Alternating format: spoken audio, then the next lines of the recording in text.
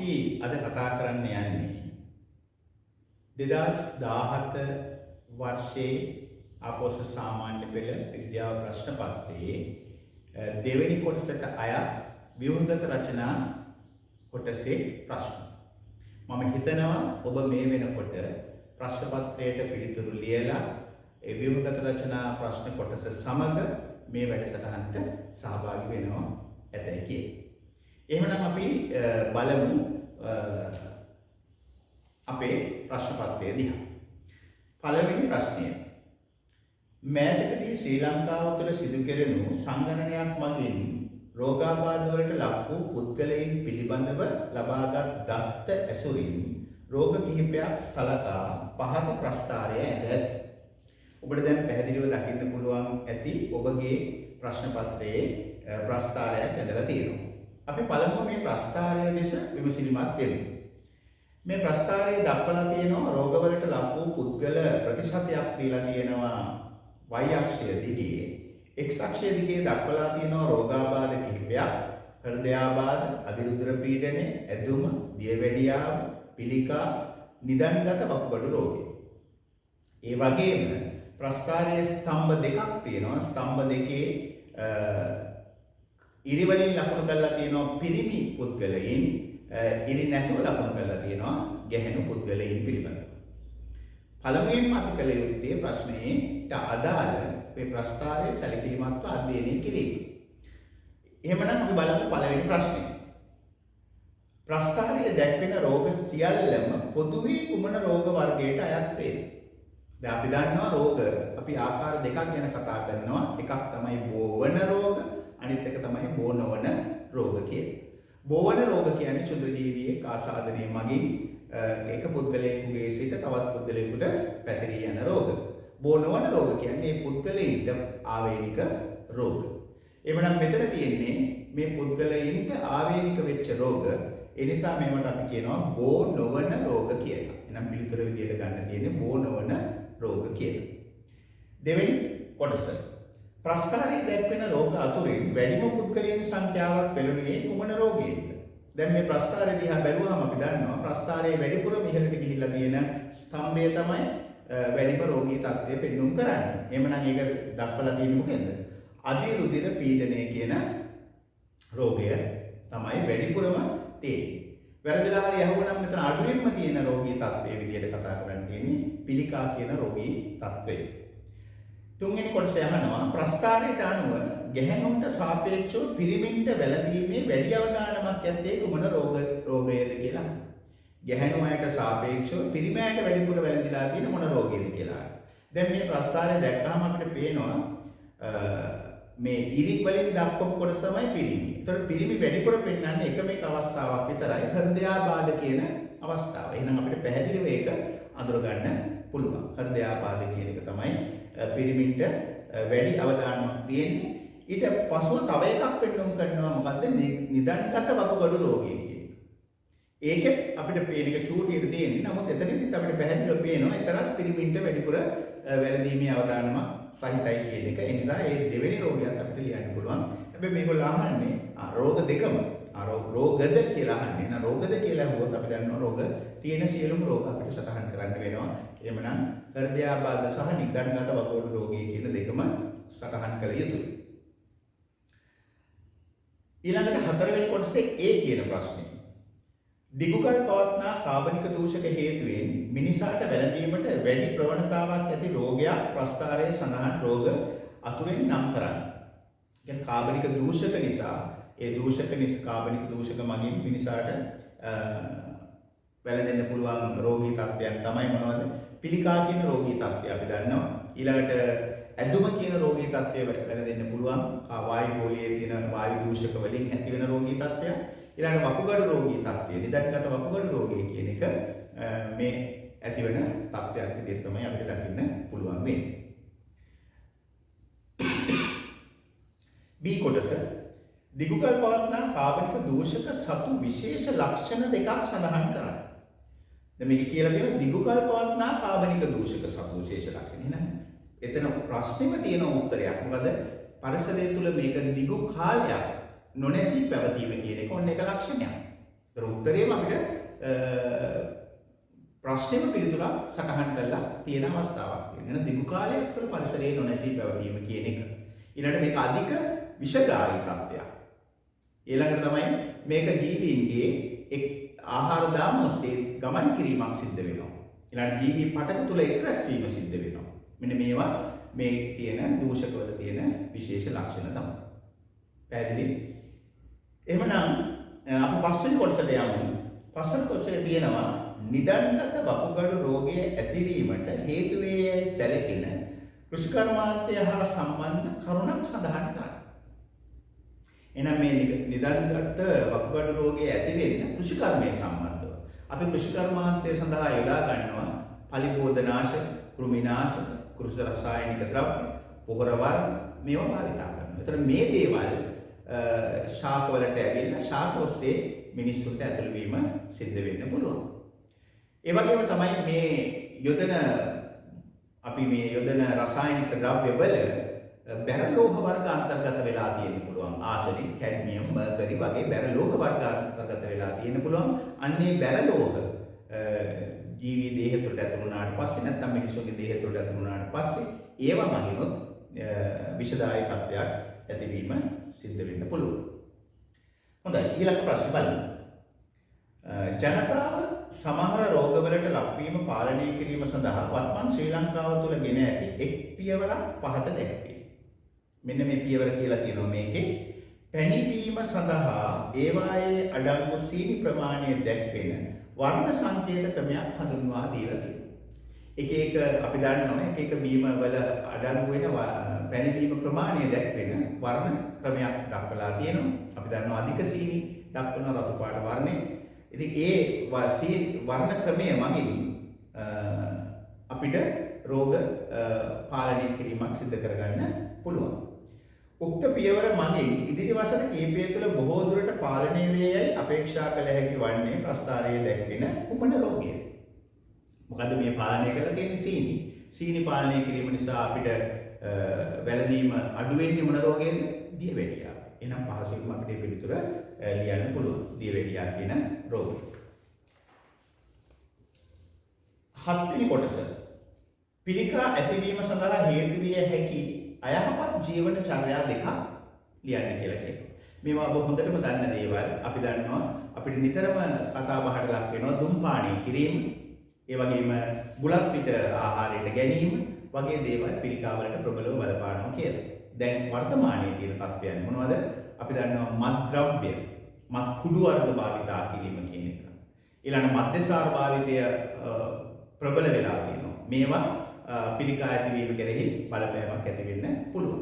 ඊට අමතරව ඉතින් કૃතිම වර්ණක අඩංගු නැත්නම් કૃතිම රසකාරක, වර්ණකාරක මේවා අඩංගු ආහාර වර්ග ආහාරයට ගැනීම නිසා අපිට මේ තත්ත්වයන් ඇති වෙන්න පුළුවන්.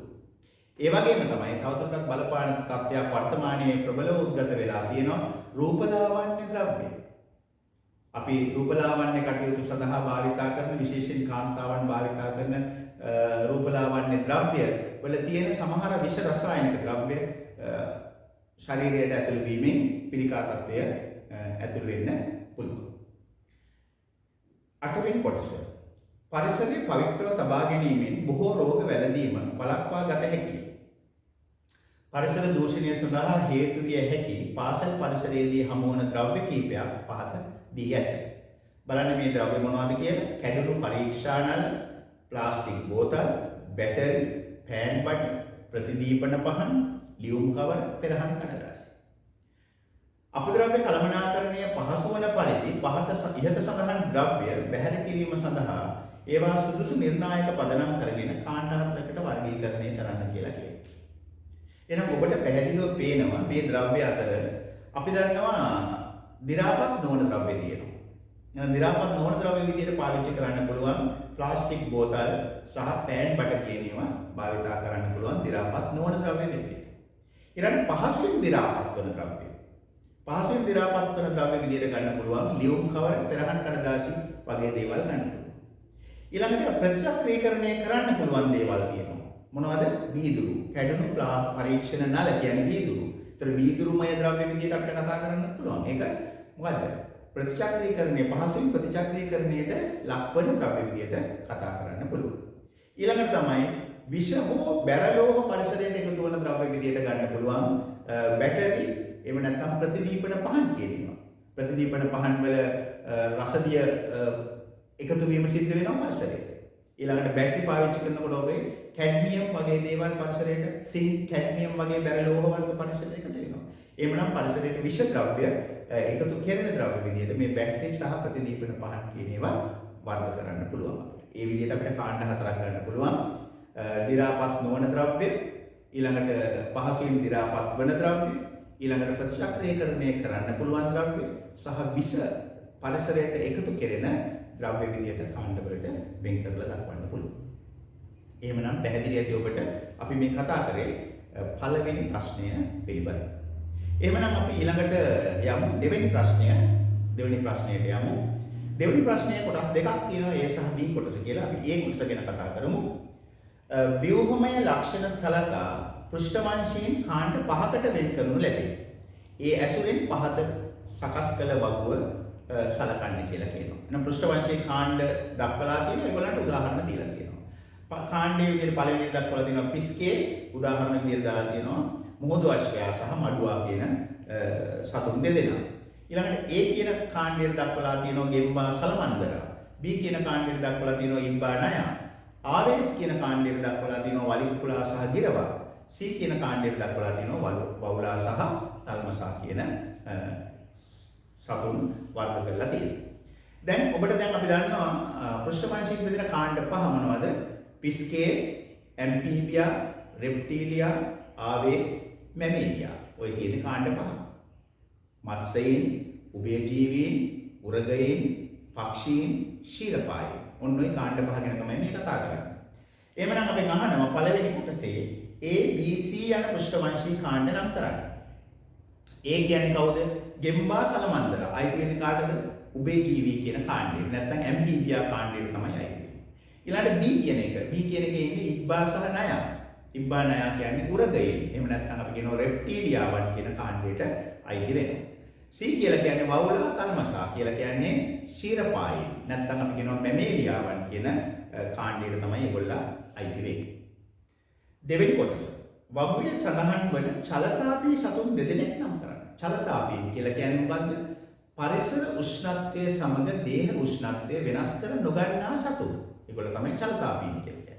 එහෙනම් චලතාපී කාණ්ඩ සහ අචලතාපී කාණ්ඩ කියලා අපි කාණ්ඩ ඉගෙන ගත්තා. අපි දන්නවා අචලතාපී කාණ්ඩ දෙකයි තියෙන්නේ. මොනවද කාණ්ඩ දෙක? පක්ෂීන් සහ ශීරපායන් විතරයි අචලතාපී කාණ්ඩ විදිහට කතා කරන්නේ. එහෙනම් ඊතුරු කාණ්ඩ තුනම චලතාපී කාණ්ඩ විදිහට තමයි කතා කරන්නේ. එහෙනම් ඒ කාණ්ඩ වලට අයති සත්වයින් තමයි මේගොල්ලෝ උදාහරණ ලියන්න කියලා අපිට කියන්නේ. එහෙනම් පිස්කේස් වල ඉන්න මොහොදු අශ්වයා සහ මඩුවා, ගෙම්බා සහ සලමන්දරා, ඉබ්බා සහ නයා. මේ සතුන්ගෙන් ඕනම සතුන් දෙදෙනෙකු අපිට නම් කරන්න පුළුවන් චලතාපී සතුන් විදියට. තුන්වෙනි කොටස. මිනිසුන් අයත් වන්නේ වගුවේ සඳහන් කුමන පෘෂ්ඨවංශී කාණ්ඩය?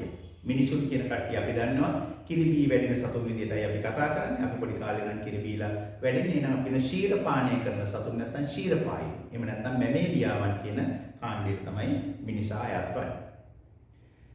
හතරවෙනි කොටස. පියාසර කිරීම සඳහා ආවේශ කාණ්ඩයට අයත් පෘෂ්ඨවංශීන් සතු විශේෂ ලක්ෂණ දෙකක් සඳහන් කරයි. පියාසර කිරීම සඳහා දැන් ආවේශ කාණ්ඩයට අයත් ලක්ෂණ දෙකක් විතරක් නෙවෙයි මෙතන අහන්නේ පියාසර කිරීමට වැදගත් වෙන ලක්ෂණ දෙකක්. එහෙනම් මොනවද අයත්න්නේ? పూర్ව ගාත්‍රායුගල පියාපත් බවට පත් වෙලා තියෙනවා. ඒක තමයි පියාසර කරන්න ප්‍රධානම හේතුව. ඊළඟට තමයි මේගොල්ලන්ගේ අභ්‍යන්තර සැකිල්ල සැහැල්ලුව සකස් වෙලා තියෙනවා. අභ්‍යන්තර අස්ථි පද්ධතිය සැහැල්ලු වෙලා තියෙනවා. ඒව ඇතුලේ වාත අවකාශ තියෙනවා කියලා කියනවා. ඊළඟට තමයි මේගොල්ලන්ගේ දේහයේ අනාකූල හැඩයක් තියෙනවා. ඒ අනාකූල හැඩය වාතය ඔස්සේ ප්‍රතිරෝධය මැඩ පවත්වාගෙන පියාසර කරගන්න වැදගත් වෙනවා. ඔන්න ඔය ලක්ෂණ එකක් අපිට දෙකක් ලියන්න පුළුවන් මේ සඳහා. හොඳයි. එහෙනම් B කොටස කියන එක. ප්‍රභාසන ස්ටේෂනයේදී ඔක්සිජන් වායුව නිපද වෙන බව පරීක්ෂණාත්මකව පෙන්වීමට ඔබට පවරා ඇත. එක කොටසෙන් අහනවා පරීක්ෂණයට අදාළ ඇටෝම් සඳහා පහත සඳහන් උපකරණ හා ද්‍රව්‍ය ඔබට සපයනු ලැබේ. ඒවා භාවිතා කර ඔබ විසින් සකස් කරනු ලබන ඇටෝමෙහි දල සටහනක් අඳින්න කියලා තියෙනවා. දීලා තියෙන උපකරණ මොනවද? බීකරයක්, කැකෑරුම් නලයක්, වීදුරු පුනීලයක්, හයිඩ්‍රිලා ශාකයක් සහ ජලය කියන එක ඔබට සපයලා තියෙනවා. මෙන්න මේ ද්‍රව්‍ය භාවිතා කරලා අපිට තියෙනවා මොකද්ද? ශාක ඔක්සිජන් වායුව පිට කරනවා කියලා පෙන්නන රූප සටහනක් අඳින්නයි තියෙන්නේ. අපි දන්නවා බීකරයක් පාවිච්චි වෙලා තියෙනවා මෙතන. එහෙනම් බීකරය තමයි මෙතන ඔන්න බීකරය අඳිනවා. ඊළඟට බීකරයත් එක්ක සම්බන්ධ කරනවා. ඔය මොකද්ද? වීදුරු පුනීලය. අපි දන්නවා වීදුරු පුනීලය මෙතෙන්ට සම්බන්ධ කරන්න පුළුවන්. ඔන්න වීදුරු පුනීලය සම්බන්ධ කරනවා. වීදුරු පුනීලයට අපි දානවා මොකද්ද? කැකෑරුම් නයි. ඊළඟට මේකට ජලය ඇතුළු කරනවා. ඔන්න ජලය ඇතුළු කරාම අපිට ඊළඟට මේක ඇතුළට දාන්න පුළුවන්. අර කියපු හයිඩ්‍රිලා ශාක මේක ඇතුළට අන්තර්ගත කරන්න පුළුවන්. ඔන්න අපි දාපු ඇඳපු උපකරණ ඇටෝම මේ උපකරණ ඇටෝමේ අපි දන්නවා මේ තියෙන්නේ බීකරය, මේ තියෙනවා වීදුරු පුනීලය, මේ තියෙනවා කැකෑරුම් නලය, මේකේ තියෙනවා හයිඩ්‍රිලා ශාක, මේ තියෙනවා ජලය. මෙතන මේ වායු බුබුළු මේකෙන් පිට වෙන වායු බුබුළු මේකේ රැස් වෙනවා පෙන්වන්න පුළුවන් ඕන නම් මෙතන මේ රැස් වෙන ඔක්සිජන් වායුව අපිට දක්වන්න පුළුවන්. මේ තියෙන්නේ ඔන්න අදාළ රූපය. මේ රූපය ඇදලා මේකේ අදාළ කොටස් නම් කරන්න තියෙනවා. ඒගොල්ල කොටස් ටික දීලා තියෙනවා. අපිට තියෙන්නේ මේක ඇතුලේ නම් කරන්න විතරයි. බීකරය, වීදුරු පුනීලය, කැකෑරුම් නලය, හයිඩ්‍රිලා ශාක, ජලය, ඔක්සිජන් වායුව කියන. පැහැදිලි? හොඳයි. එhmenan ඒකේ දෙවෙනි කොටස. සකස් කළ ඇටෝම හිරු එළියට නිරාවරණය වන පරිදි ලැබුව විට ලැබෙන නිරීක්ෂණයක් ලියන්න. මොකද්ද නිරීක්ෂණය? දැන් මම නිරීක්ෂණයක් විතර කිව්වා. මොකද්ද? හයිඩ්‍රිලා ශාකයෙන් වායු බුබුළු පිටවීම සිදු වේ. ওই වායු බුබුළු පිට වෙන එක තමයි අපිට දකින්න පුළුවන්. එහෙම නැත්නම් මේ කැකෑරුම් නලයේ වාතය එකතු වෙනවා කියන එක අපිට කියන්න පුළුවන්. කවුරු හරි ඉතින් මෙහෙම උත්තරයක්ත් දෙන්න පුළුවන්. මොකද්ද? මේ වාතය එකතු වෙන නිසා මේකේ ජල මට්ටම පල්ලෙහාට යනවා කියන එක. මේ නලය තුල ජල මට්ටම පහළට ගමන් කිරීම කියලා කාට හරි කියන්නත් පුළුවන්. හරිද? මේ ජල මට්ටම පහළට ගියාම මේ බීකරය තුල ජල මට්ටම ඉහළට යනවා කියලා කියන්නත් පුළුවන්. හැබැයි අපි කියන වඩාත් හොඳ අපි මේ බලාපොරොත්තු වෙන්නේ මොකද්ද? මේ ඔක්සිජන් වායුව පිට වෙනවා කියන එක පෙන්වන්නේ. එහෙමනම් අපිට කියන්න පුළුවන් හොඳම පිළිතුර තමයි මේ හයිඩ්‍රිලා ශාක වලින් වායු බුබුළු පිට වේ. ඒ පිටවන වායු බුබුළු මේ නලය තුල එක් රැස් වේ කියන එක තමයි වඩාත් හොඳ පිළිතුර විදියට කතා කරන්න තියෙන්නේ. තුන්වෙනි කොටස. මෙම පරීක්ෂණයේදී නිපදුණු වායුව ඔක්සිජන් බව ඔබ තහවුරු කරන්නේ කෙසේද? අපි දන්නවා විද්‍යාගාරයේදී ඔක්සිජන් වායුව හඳුනා ගැනීම සඳහා අපි පාවිච්චි කරන පුලිඟු කීරක්. පුලිඟු කීරක් කියන්නේ මොකද්ද? පුලිඟුවක් සහිත අමු ඉරටුවක්. මේ පුලිඟු කීර අපි මේ වායු සරාවට ඇතුල් කරනවා. මේක වායු සරාවට ඇතුල් කරපුවාම ඒක දැල් වෙනවා නම් ඒක ඇතුලේ ඔක්සිජන් වායුව තියෙනවා කියලා අපිට කියන්න පුළුවන්. පුලිඟු කීරක් ඇතුල් කළ විට එය දැල් වේ නම් ඔක්සිජන් වායුව අඩංගු බව අපිට කියන්න පුළුවන්. ඊළඟ කොටස. හතරවෙනි කොටස කියනවා ප්‍රභා සංශ්ලේෂණ ක්‍රියාවලිය තුලිත රසායනික සමීකරණයකින් ලියා දක්වන්න කියලා කියනවා. අපි දන්නවා ප්‍රභා සංශ්ලේෂණ ක්‍රියාවලිය සඳහා අවශ්‍ය වන ද්‍රව්‍ය කීපයක් තියෙනවා. අපි දන්නවා මොනවද අවශ්‍ය වන ද්‍රව්‍ය? කාබන් ඩයොක්සයිඩ් වායුව සහ ජලය. එහෙනම් මොන අපිට ලියන්න පුළුවන් කාබන් ඩයොක්සයිඩ් වායුව, ජලය. මේ ප්‍රතික්‍රියාව සිදු වුණාම හැදෙන්නේ ග්ලූකෝස් C6H12O6 ධන O2 කියන එක තමයි හැදෙන්නේ. ඔන්න මේකේ තියෙන රසායනික ප්‍රතික්‍රියාව. හැබැයි මේ ප්‍රතික්‍රියාව සාමාන්‍ය තත්ත්වයකදී සිද්ධ වෙන්නේ නැහැ. ඒ නිසා අනිවාර්යෙන්ම අපි මේ ඊතලයේ මත ලියන්න ඕනේ සූර්යාලෝකය නැත්නම් හිරු එළිය නැත්නම් සූර්යා කියලා. ඒ වගේම මේකට අවශ්‍ය වෙනවා මොනවද? හරිතප්‍රද. ශාකයේ හරිතප්‍රද නැත්නම් මේ ක්‍රියාව සිද්ධ වෙන්නේ නැහැ. එහෙමනම් ඒ හරිතප්‍රද කියන වචනේ මෙතන ලියන්න වෙනවා. ඊළඟට මේක වඩාත් නිවැරදි වෙන්නේ මේ ප්‍රතික්‍රියාව තුලිත කරන්න. මේක තුලිත කරනකොට අපි කරලා තියෙනවා කාබන් ඩයොක්සයිඩ් අණු 6ක් ඕනේ. මෙතන මොකද කාබන් 6ක් තියෙන නිසා. හයිඩ්‍රජන් 12ක් ඕනේ. මෙතන 12ක් තියෙන නිසා.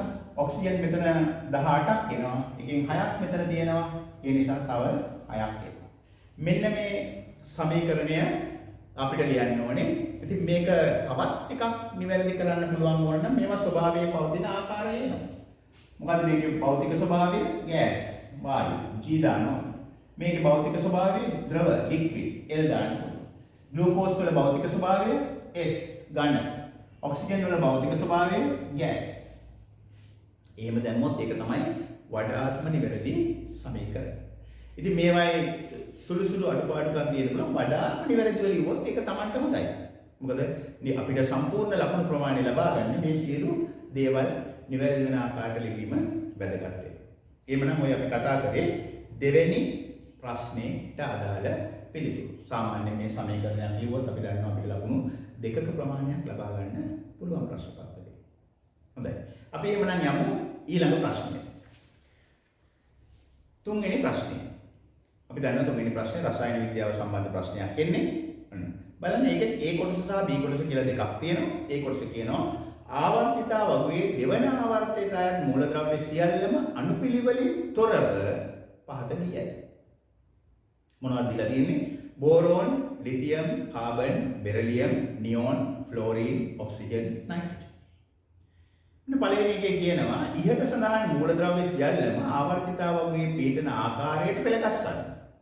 එහෙනම් අපි දන්නවා ආවර්තිතා වගුවේ මූලද්‍රව්‍ය පීඩන ආකාරය පළවෙනි කාණ්ඩයේ තියලා lithium, beryllium, boron, carbon, nitrogen, oxygen, fluorine, neon. ඔන්න මූලද්‍රව්‍ය 8. හරිද? දෙවෙනි ආවර්තයේ තියෙන මූලද්‍රව්‍ය 8 අපි ලියන්න දන්නවා. අන්නේ පිළිවෙලට අපි මූලද්‍රව්‍ය 8 ලියන්න ඕන. දෙවෙනි කොටසේ අහනවා Fe ඉලෙක්ට්‍රෝන වින්‍යාසය ලියන්න. F කියන්නේ මොකද? ෆ්ලෝරින්. ෆ්ලෝරින් කියන්නේ යාගේ නම්බරය මොකක්ද? නම්බර 9. නම්බර 9 ෆ්ලෝරින් කියන්නේ පරමාණු ක්‍රමාංකය 9යි. පරමාණු ක්‍රමාංකය 9 නම් එයාගේ ඉලෙක්ට්‍රෝන වින්‍යාසය පළවෙනි කවචයේ 2යි, දෙවෙනි කවචයේ 7යි. එහෙනම් 2 7 කියන ඉලෙක්ට්‍රෝන වින්‍යාසය තමයි ලියන්න තියෙන්නේ. තුන්වෙනි කොටසේ A වල අහනවා ලිතියම් හා ඔක්සිජන් අතර ප්‍රතික්‍රියාවේදී සෑදෙන සංයෝගයේ රසායනික සූත්‍රය ලියන්න. ලිතියම් සහ ඔක්සිජන් ප්‍රතික්‍රියා කිරීමේදී අපි දන්නවා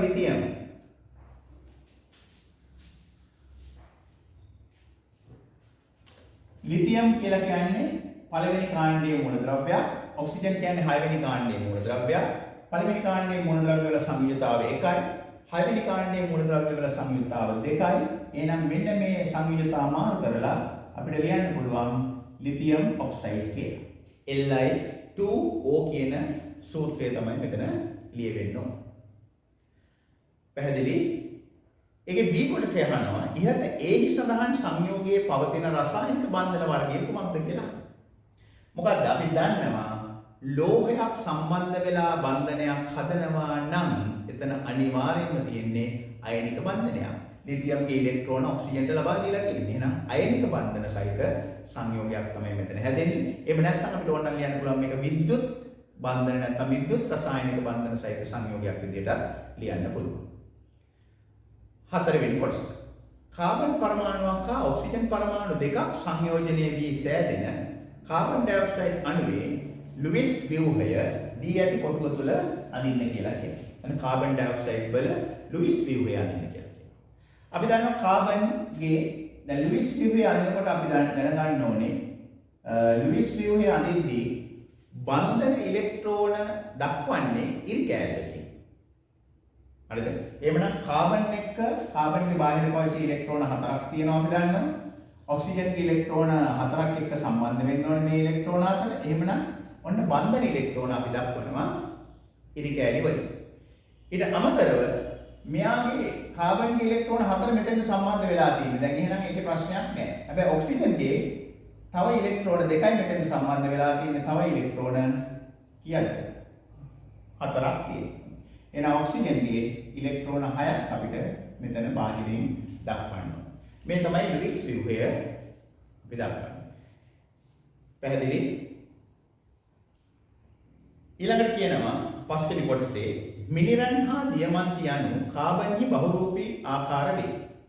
මෙම බහුරූපී ආකාර වලින් විද්‍යුතය සන්නායනය කරන්නේ කුමන ආකාරයද කියලා. ඒක අපි පැහැදිලිවම දන්න දෙයක් තමයි මිනිරන් තමයි විද්‍යුතය සන්නායනය කරන කාබන් වල එකම බහුරූපී ආකාරය. එනම් පිළිතුර වෙන්නේ මිනිරන් එහෙම නැත්නම් ග්‍රැෆයිට් කියන එක අපිට ලියන්න පුළුවන්. හතරවෙනි කොටස. මෙම ආවර්තයේ ඇති මූලද්‍රව්‍ය වලින් පළමු අයනීකරණ ශක්තිය අඩුම මූලද්‍රව්‍ය විද්‍යුත්ඥතා වැඩිම මූලද්‍රව්‍ය පිළිවිලින් ලියන්න කියලා කියනවා. ඔන්න බලන්න. එතකොට අපි ලියන්න ඕනේ මොකද්ද? පළමු අයනීකරණ ශක්තිය අඩුම. කාගේද පළමු අයනීකරණ ශක්තිය අඩුම? පළවෙනි කාණ්ඩයේ කට්ටිය. පළවෙනි කාණ්ඩයේ කඩේට තමයි පහසුවෙන් ඉලෙක්ට්‍රෝන පිට කරන්න පුළුවන්. ඒක නම් ඒගොල්ලන්ගේ අයනීකරණ ශක්තිය අඩුයි. එහෙනම් කවුද පළවෙනි කාණ්ඩයේ ඉන්නේ ලිතියම්. ඊළඟට වැඩිම විද්‍යුත් ඍණතාව තියෙන කාගේද ෆ්ලෝරීන්. අපි දන්නවා අපේ ආවර්තතාවකේ අපේ මූලද්‍රව්‍ය 20ෙම වැඩිම විද්‍යුත් ඍණතාව තියෙන්නේ ෆ්ලෝරීන්. එහෙනම් ෆ්ලෝරීන් තමයි වැඩිම විද්‍යුත් ඍණ මූලද්‍රව්‍ය. නැත්නම් පහසුවෙන් ඉලෙක්ට්‍රෝන ගන්න පුළුවන්කම තියෙන්නේ එයාට තමයි. ඒ නිසා ලියන්න ඕනේ ලිතියම් හා ෆ්ලෝරීන් කියන දෙක. ඉතින් ලිතියම් කමාවක් දාලා ෆ්ලෝරීන් ලියන්න පුළුවන්. හැබැයි පිළිවෙලින් ලියලා තියෙන්න ඕනේ. එහෙම නැත්නම් අපිට මේ වචන දෙක ලියලා ලියන්න පුළුවන්. වැඩිම විද්‍යුත් ඍණතාව ෆ්ලෝරීන් කියලා ලියන්න පුළුවන්. අඩුම ප්‍රථම අයනීකරණ ශක්තිය තියෙන ලිතියම් කියලා එහෙම ලියන්න පුළුවන්. එහෙම නැත්නම් අපි පිළිවෙලින් ලියලා තිබුණොත් තමයි ලකුණු දෙන්නේ. ඒ පිළිවෙල වෙනස් වෙලා තිබුණොත් අපිට ඉස්සෙල්ලා ෆ්ලෝරීන් ලියලා පස්සේ ලිතියම් තිබුණොත් ලකුණු ලැබෙන්නේ නැහැ. එහෙම නැත්නම් ෆ්ලෝරීන් විතරක් ලියලා තිබුණොත් ලකුණු හම්බෙන්නේ නැහැ. මොකද පළවෙනි ලියන්න ඕනේ ලිතියම්නේ. ඒ කියන්නේ පළවෙනියට අහන්නේ විද්‍යුත් මේ ප්‍රථම අයනීකරණ ශක්තිය තියෙන එක. ඒතකොට එහෙනම් පළවෙනියට ලිතියම් ලියලා තමයි ෆ්ලෝරීන් ලියන්න ඕනේ. කාට හරි ලිතියම් මතක නැතුව ෆ්ලෝරීන් විතරක් ලියුවොත් ලකුණු හම්බෙන්නේ නැහැ. හොඳයි. එහෙනම් ඒකේ B කොටසට අපි යනවා. විද්‍යාගාරයේදී ඔක්සිජන් වායු නියතියක් නිපදවා ගැනීමේ පරීක්ෂණයෙන් අදාළව පහත ප්‍රශ්න පදනම් වේ. ඒකේ පළවෙනි කොටස අහනවා පහත දී ඇති සංයෝග අතුරින් ඔක්සිජන් වායුව නිපදවා ගැනීමට භාවිතා කළ හැකි වන්නේ කුමන සංයෝගයද කියලා අහනවා. සංයෝග දීලා තියෙනවා හතරක් තුනක් දීලා තියෙනවා කැල්සියම් කාබනේට්, පොටෑසියම් පර්මැංගනේට් සහ මැග්නීසියම් සල්ෆේට්. අපි දන්නවා ඔක්සිජන් නිපදවන්න තියෙන සංයෝගය මොකද්ද? පොටෑසියම් පර්මැංගනේට්. කැල්සියම් කාබනේට් පාවිච්චි කරන්නේ කාබන් ඩයොක්සයිඩ් නිපදවීම සඳහා. මැග්නීසියම් සල්ෆේට් අපිට එහෙම වායු නිපදවන්න පාවිච්චි කරන එකක් නෙවෙයි. අපිට ඔක්සිජන් නිපදවන්න පුළුවන් තවත් සංයෝග තියෙනවා. මොනවද? හයිඩ්‍රජන් පෙරොක්සයිඩ් පාවිච්චි කරන්න පුළුවන්, පොටෑසියම් නයිට්‍රේට් පාවිච්චි කරන්න පුළුවන්, නැත්නම් පොටෑසියම් ක්ලෝරේට් පාවිච්චි කරන්න පුළුවන්. හැබැයි මෙතන දීලා තියෙන පොටෑසියම් පර්මැංගනේට්, ඒ නිසා පොටෑසියම් පර්මැංගනේට් කියන පිළිතුර තමයි අපි මෙතන ලියන්න ඕනේ. දෙවෙනි කොටසේ අහනවා ඔබ ඉහත සඳහන් කළ සංයෝගය පමණක් භාවිතා කර ඔක්සිජන් වායුව නිපදවා ගැනීමේදී සිදුවන්නේ කුමන වර්ගයේ රසායනික ප්‍රතික්‍රියාවක්ද? අපි දන්නවා පොටෑසියම් පර්මැංගනේට් කියන එක ප්‍රතික්‍රියා කරන්නේ කොහොමද? පොටෑසියම් පර්මැංගනේට් අපි රත් කරනවා. පොටෑසියම් පර්මැංගනේට් කියන්නේ KMnO4 මේක රත් කරාම මොනවද හැදෙන්නේ? පොටෑසියම් මැංගනේට් හැදෙනවා. K2MnO4 හැදෙනවා. ඊළඟට මැංගනස් ඩයොක්සයිඩ් හැදෙනවා. MnO2 ඊළඟට ඔක්සිජන් හැදෙනවා. මෙන්න මේ ඔක්සිජන් තමයි අපි එකතු කර ගැනීම සිද්ධ කරන්නේ. එhmenan මෙතන මොන වගේ ප්‍රතික්‍රියාවක්ද සිද්ධ වෙලා තියෙන්නේ? එක සංයෝගයක් ද්‍රව්‍ය කිහිපයකට වෙන්වීමක් සිද්ධ වුණා. නැත්නම් සංයෝග වලට කැඩීමක් සිද්ධ වුණා. එහෙමනම් ඒ කියන්නේ මේක වියෝජන ප්‍රතික්‍රියාවක්. නැත්නම් රසායනික වියෝජන ප්‍රතික්‍රියාවක් කියලා තමයි අපි ලියන්න ඕනේ. ඒකේ තුන්වෙනි කොටස අහනවා පරීක්ෂණය සිදු කිරීමේදී අදාළ සංයෝගය බහලීම සඳහා භාවිතා කළ යුතු උපකරණය කුමක්ද? ඔන්න මේක රත් කරන්න පාවිච්චි. අපි රත් කරනවා මේක. රත් කරනවා නම් අනිවාර්යයෙන්ම අපි ගන්න ඕනේ මොකද්ද? කැකෑරුම් නලයක් පාවිච්චි. කැකෑරුම් නලයක් පාවිච්චි කරන්න ඕනේ රත් කරන්න. මොකද පරීක්ෂණ නල මේකට වඩා ගැලපෙන්නේ නැහැ. සමහර විට පරීක්ෂණ නලයක් ගැලපෙන්න පුළුවන්. නමුත් පරීක්ෂණ නල පුපුරන්න පුළුවන්. ඒ නිසා තමයි අපි කැකෑරුම් නලයක් පාවිච්චි කරන්නේ. මෙම පරීක්ෂණයේදී නිපදවන ඔක්සිජන් වායුව එක්රැස් කර ගැනීම සඳහා විද්‍යාගාරයේදී භාවිතා කරන ක්‍රමය කුමන නමකින් හැඳින්වේද? මොකද්ද මේක රැස් කර ගැනීම සිද්ධ කරන්නේ කොහොමද අපි? මේක රැස් කරන්නේ ජලය මත. ජලය මත තමයි රැස් කිරීම සිද්ධ කරන්නේ. අපි දන්නවා මේ විදිහට ජලය මත තමයි ඔක්සිජන් වායුව රැස් කිරීම සිද්ධ කරන්නේ. මෙන්න මෙතනින් එන වායුව මෙතෙන් දීලා අපි මේ ජලය මත රැස් කිරීම සිද්ධ කරනවා. මේ ජලය මත රැස් කරන නිසා අපි මේක කියන්නේ මොකද වෙන්නේ? මේක ජලය පුරවලා තියෙන ජලය ටික පහළට යනවා. පහළට ගිහින් ඔක්සිජන් වායුව උඩට යනවා. ඔන්න ඔක්සිජන් වායුව උඩට ගිහින් ජලය පල්ලෙහාට යනවා. එහෙනම් මොකද්ද මෙතන වෙන්නේ? ජලය පහළට තල්ලු කිරීමක් වෙන්නේ. එහෙනම් ජලය පහළට තල්ලු කරනවා කියලා කියන්නේ ජලය යටිකුරු විස්ථාපනය කිරීමේ ක්‍රමය මගින් තමයි අපි ඔක්සිජන් වායුව රැස් කර ගැනීම සිද්ධ කරන්නේ.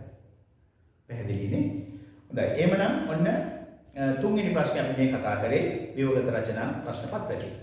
එහෙනම් අපි ඊළඟට කතා කරමු හතරවෙනි ප්‍රශ්නේ. ඒ කොටසක් තියෙනවා පිළිහුඩුවෙකුට පොකුණක් තුල රැඳෙනු සිටින මාළුවෙකු නිරීක්ෂණය වන අවස්ථාවකට අදාළ කිරණ සටහනක් රූපයේ දී ඇත. ඔබට පේනවා ඇති ඔබේ ප්‍රශ්න පත්‍රයේ මේ කිරණ සටහන ඇඳලා තියෙනවා. වාතයේ ඉන්නවා පිළිහුඩුව, ජලය තුල ඉන්නවා මාළුවෙක්. කිරණ සටහනේ දැක්වෙන I සහ R කෝණ නම් කරන්න. ඒ කියන්නේ මේක එන්නේ ජලයේ සිට වාතයක තමයි එන්නේ. එහෙනම් I කියන්නේ මොකද්ද? වර්තන කිරණයේ අතට අදාළ කෝණය ඒකට අපි කියන්නේ වර්තන කෝණය කියලා කියනවා. ඊට පස්සේ ඒක වර්තනය වෙනවා වාතයට. වර්තනය වුණාට පස්සේ සම වෙනවා. අපි මාළුවාගේ සිට එන්නේ එහෙනම් ඒ I කියලා කියන්නේ පතන කෝණය. ඒක තමයි පතනය වෙන්නේ. මාළුවාගේ සිට පෘෂ්ඨයට පතනය වෙන නිසා ඒකට අපි කියනවා පතන කෝණය කියලා. ඊට පස්සේ මේක වර්තනය වෙලා යනවා. එහෙනම් R කියලා කියන්නේ වර්තන කෝණය. එහෙනම් පතන කෝණය සහ වර්තන කෝණය තමයි I සහ R විදිහට කතා කරන්නේ. ඊළඟට කියනවා රූපයේ දැක්වෙන මාධ්‍ය දෙක සැලකිල්ලට ගනිමින් sin I බෙදීම sin R කියන සම්බන්ධතාවයක් වෙනවා. මොකද්ද මේක කියන්නේ? sin I බෙදීම sin R. sin I කියන්නේ පතන කෝණයේ sin අගය වර්තන කෝණයේ sin අගයට දක්වන අනුපාතය. මේක අපි දාන්නේ නියතයක්. මේ නියතයට තමයි අපි කියන්නේ වර්තනාංකය කියලා. හරිද? මෙන්න මේ නියතයට අපි කියනවා වර්තනාංකය කියලා. පතන කෝණයේ sinය වර්තන කෝණයේ sinයට දක්වන අනුපාතය අදාළ මාධ්‍ය දෙක සඳහා වර්තනාංකය කියලා කියනවා. ඒ කියන්නේ මොකද්ද? ජලයේ සිට වාතයට වර්තනාංකය. ජලයේ සිට වාතයට වර්තනාංකය අපිට ලියන්න පුළුවන් මෙහෙම. ජලයේ සිට වාතයට වර්තනාංකය ජා n වා කියලා ලියන්න පුළුවන්. හරිද? එහෙම නැත්නම් ජලයේ කියනකොට අපිට දාන්න පුළුවන් මේක ජලය කියන්නේ water n වාතය කියන එකට දානවා gas කියලා. W N G කියලා මේක දක්වන්නත් පුළුවන් ඕන නම්. හරිද? හොඳයි. තුන්වෙනි කොටස යනවා මාළුවා සිටින්නේ අය පිළිහුඩුවාට දර්ශනය වන්නේ ABC ස්ථාන අතරින් කුමන ස්ථානයක? අපි දන්නවා ජලයේ සිටින මාළුවෙක් දිහා බලනකොට එයා ඉස්සිලා පේනවා. දැන් ඉස්සිලා පේනවා කියලා කිව්වට මේ ඉස්සීම ගැන අපි කල්පනාකාරී වෙන්න ඕනේ. මෙතන A සහ B කියන ස්ථාන දෙකම තියෙන්නේ ඉහළ උස්සලා තියෙන්නේ. දැන් බලන්න. මෙතන ඉඳලා එනවා ඔන්න මෙහෙම ඇවිල්ලා මේ විදිහට යනවා. එතකොට අපි මේ ස්ථානය හොයාගන්න පුළුවන් වඩාත්ම නිවැරදි වෙන්නේ මෙන්න මේ කිරණය පිටිපස්සට දික් කරන්න ඕන. මේ කිරණය පිටිපස්සට දික් කරාම හම් වෙන තැන තියෙන එක තමයි මාළුවා සිටින ස්ථානය. එතකොට මාළුවා සිටින්නේ මෙතන මොකද්ද? B කියන ස්ථානය. A කියන ස්ථානයේ තියෙන ඊට වඩා උඩින්. එතකොට ඒ කියන්නේ මේ කිරණය මෙහෙම එන්න බෑ. කොහොම වෙන්න බෑනේ. එහෙනම් මේ කිරණය එන්න ඕනේ කොහමද? හරියටම මේ කෙලින්. එහෙනම් මේ කිරණය පිටිපස්සට දික් කරලා අපිට බලන්න පුළුවන් මාළුවා ඉන්න ස්ථානය කොතනද කියලා. එහෙනම් B කියන ස්ථානයේ සිටිනවා වගේ තමයි අපිට දැක ගන්න පුළුවන් මේක.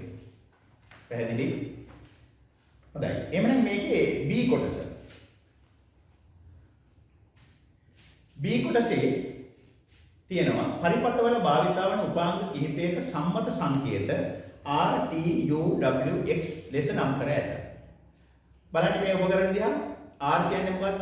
ඩයෝඩයක්. T කියලා කියන්නේ ආලෝක සංවේදී ප්‍රතිරෝධකයක්. U කියලා කියන්නේ දාරිද්‍රකයක්. W කියලා කියන්නේ NPN ට්‍රාන්සිස්ටරයක්. X කියලා කියන්නේ විචල්්‍ය ප්‍රතිරෝධකයක්. අර උපකරණ ටික දැක්ක ගමන් අපි දන්න උපකරණ ටික හරිය ලියා ගන්න මේක කට්ටියට. ලියාගත්තාම පිළිතුරු ලියන්න පහසු වෙනවා.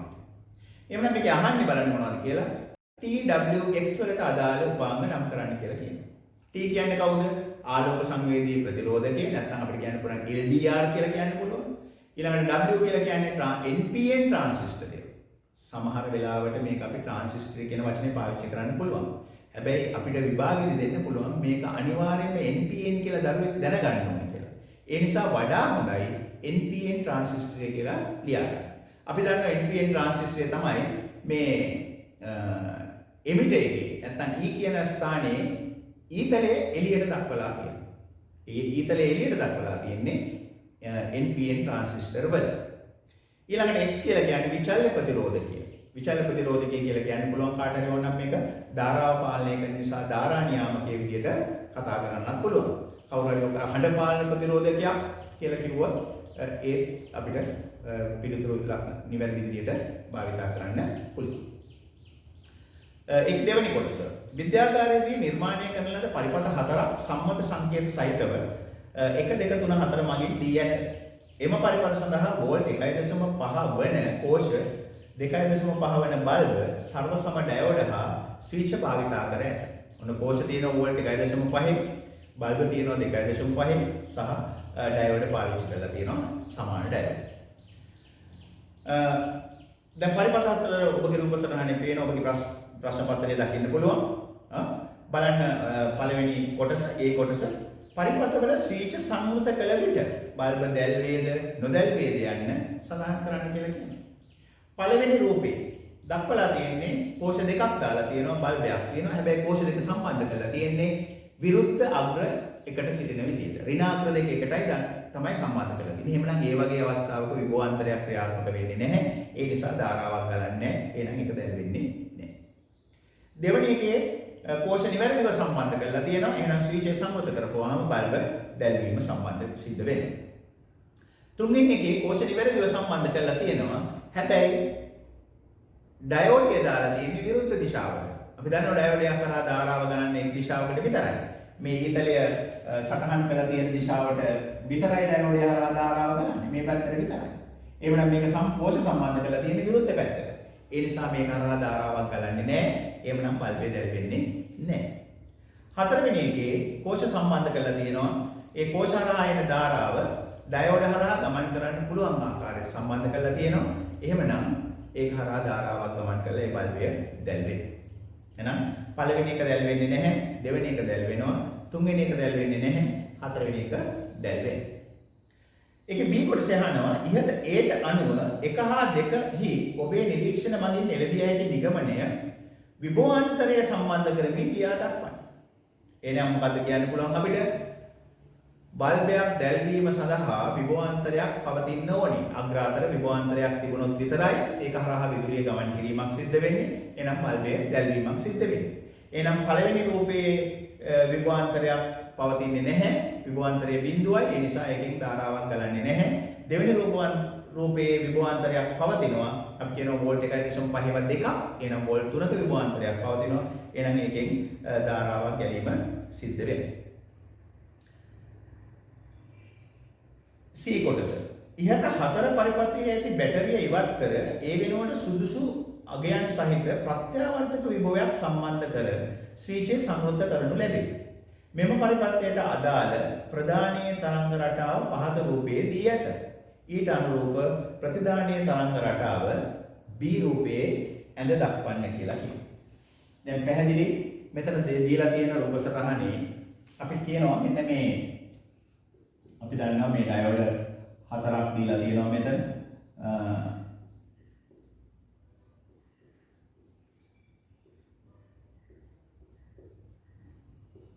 මේ විදිහට ඩයෝඩ සම්බන්ධ වෙලා තියෙන්නේ.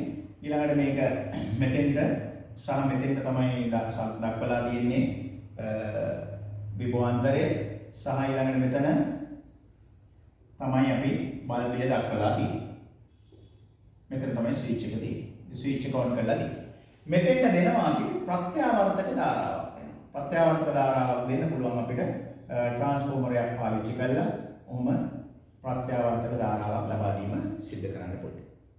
ප්‍රත්‍යාවර්තක ධාරාවේ තරංග රටාව අපි ඉගෙනගෙන තියෙනවා කොහොමද? මෙන්න. ඔය තමයි ප්‍රත්‍යාවර්තක ධාරාවේ තරංග. හරිද? දැන් අපි මේ බල්බය හරහා ගන්න ධාරාව ගැන තමයි මේ කතා කරන්නේ. මොකද්ද? දැන් මෙතනින් එන ධාරාව මෙහෙම ගිහිල්ලා මේක හරහා මෙහෙම ගිහිල්ලා මෙතෙන්ට ගිහිල්ලා මෙතෙන්ට එනවා. ඔන්න ඒක ආග්‍රය. මේ කියන්නේ මේ ආග්‍රය. පළවෙනි ආග්‍රයේදී මේ ධාරාව ගිහිල්ලා මේ විදිහට එනවා. දෙවෙනි ආග්‍රයේදී මොකද වෙන්නේ? මේ පැත්තෙන් යන ධාරාව මෙතනින් ගිහිල්ලා මේක හරහා එනවා. එහෙනම් පළවෙනි අවස්ථාවේදී ධාරාව ගියේ මේ පැත්තට, දෙවෙනි අවස්ථාවේදී ධාරාව ගියේ මේ පැත්තට. එහෙමනම් අපි ප්‍රත්‍යාවර්ත ධාරාවක් ලබා දුන්නට බල්බය හරහා ධාරාව ගියේ එකම පැත්තකට. එහෙමනම් බල්බය හරහා එකම පැත්තකට ධාරාව ගියා නම් මේ අනිත් පැත්තට යන්න බෑ මේක. මේ පැත්තටම තමයි යන්න ඕනේ. එහෙනම් මේ පැත්තටම තමයි යන්නේ. එහෙමනම් මේ තියෙන ප්‍රත්‍යාවර්ත ධාරාව අපි දන්නවා සරල ධාරාවක් බවට පත් වෙනවා. මේ අවස්ථාවට අපි කියනවා මොකද? පූර්ණ තරංග ඍජුකරණයක් සිද්ධ වෙනවා කියලා. එහෙනම් මෙන්න මේ විදිහට ප්‍රස්ථාරය අපිට අඳින්න ඕනේ. පැහැදිලි? හොඳයි. ඒක D කොටසේ අහනවා ඉහත Cට අදාළව සකස් කළ නව පරිපථයේ ප්‍රතිධානීය ධාරාව සුමටනය කිරීම සඳහා ඉහත උපකරණ අතරින් මොන උපාංගය පාවිච්චි කරනවද? අපි දන්නවා ධාරාව සුමට කිරීම සඳහා අපි පාවිච්චි කරන්නේ දාරිද්‍රකයක්. මෙන්න මේකේ මේ ආග්‍රාතරට අපි දාරිද්‍රකයක් සම්බන්ධ කරාම මේ ආග්‍රාතරට දාරිද්‍රකයක් සම්බන්ධ කරාම ධාරාව සුමට වීම සිද්ධ වෙනවා. නැත්නම් ධාරාවේ ගැස්සුම් ස්වභාවය අඩුවීම සිද්ධ වෙනවා. එහෙම ගැස්සුම් ස්වභාවය අඩු වෙච්ච ධාරාවක් අපිට බලන්න පුළුවන්. මේකේ අපි මේ ගැස්සුම් ස්වභාවය අඩු වෙච්ච ධාරාවක් කියලා කියන්නේ මේක බිඳුව කියන පිහිටීමට එන්නේ නැහැ.